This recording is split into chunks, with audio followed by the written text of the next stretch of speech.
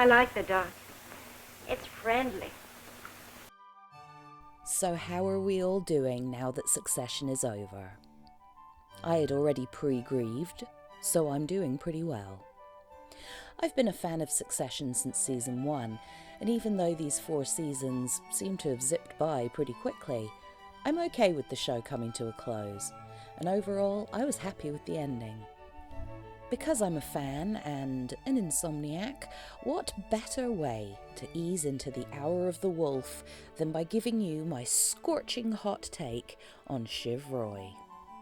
It's gonna blow your fucking mind.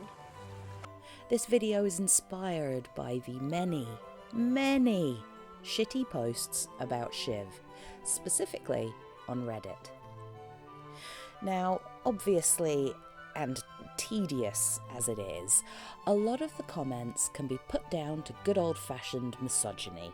However, I want to try and apply some nuance to the conversation and suggest to you that part of the reason people feel so okay with calling Shiv all the names under the sun is that her childhood isn't as visibly traumatic as her brother's.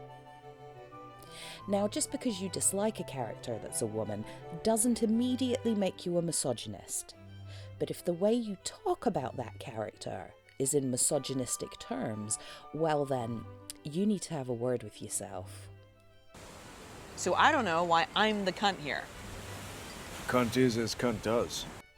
Now, this video isn't meant to try and excuse her behaviour. I'm not a Roy apologist.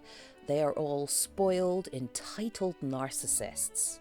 However, I think people would have more empathy towards Shiv if we were given more examples of how she coped with the dysfunctional family she was raised in. We don't know a lot about Shiv's childhood. We know that Roman experienced physical violence. We know that Kendall has been psychologically broken down by Logan since he was a child. But Shiv, we can only assume and use some context clues. While everybody universally agrees that her mother is a terrible person, I think people see her childhood and relationship with her father as less tragic than Kendall and Roman. Some people have endless sympathy for the boys, but Shiv is routinely crowned the worst Roy, and with very little evidence to actually back that claim up, beyond that she's a spoiled brat. It seems these people are unwilling to engage with the character's flaws and intricacies, and just blindly label her a cold-hearted bitch. I see it all the time in TV shows and movies, where a female character is not afforded the same empathy and sympathy as her male counterpart, regardless of the circumstances. Or, in the case of something like Game of Thrones, the character's villainous ways allow people to vent their anger at just women in general onto a character that they are allowed to hate. It's a whole thing, and I could do a video on just this alone. But back to Shiv. I would argue that her tragedy is just as valid and underpins her character equally as much as that of Kendall or Roman. You're a young woman with no experience. A woman, that's a minus. Well, of course it's a fucking minus. I didn't make the world. Being a girl means Shiv was never meant to take over the company. She had 3 older brothers ahead of her for a start, and also Logan is a misogynist and never seriously thought about her being an option for succession. Shiv has no option but to be just as obnoxious as her brothers. How else do you survive in a family like the Roys? If she's not as cutting and sardonic as her brothers, then frankly she won't be part of the boys' club. And I personally think that Shiv wants to be a part of that club, but she also wants to burn it to the ground for not letting her in sooner. Arguably, it could be for the best for Shiv to separate herself from her family entirely, much like Connor has. The good thing about having a family that doesn't love you is you learn to live without it. What? Connor, that's You're all not... chasing after Dad saying, oh, love me, please love me. I need love, I need attention. Oh, I think that's the opposite of what just happened. You're needy love sponges. And I'm a plant that grows on rocks and lives off insects that die inside of me. Jesus Christ, God. If Willa doesn't come back, that's fine, because I don't need love. Logan was physically abusive towards Roman. He psychologically broke down Kendall and pitted both brothers against each other. Connor seems to have been ignored for a lot of his childhood, presumably because Logan was so busy at work, and then moved on fairly quickly after Connor's mother was institutionalised. But Shiv, as far as we know, was not physically abused, but she was somewhat ignored. And while being ignored, she had every chance to observe and absorb her family's dynamics and what it takes to be a part of this family. It's been acknowledged that Shiv is the sibling most like Logan, which is fascinating, because from what we can tell, Logan really had very little to do with Shiv, for the most part because she's a woman, and never in the running to take over the business, in his mind. But it was hard to be his daughter.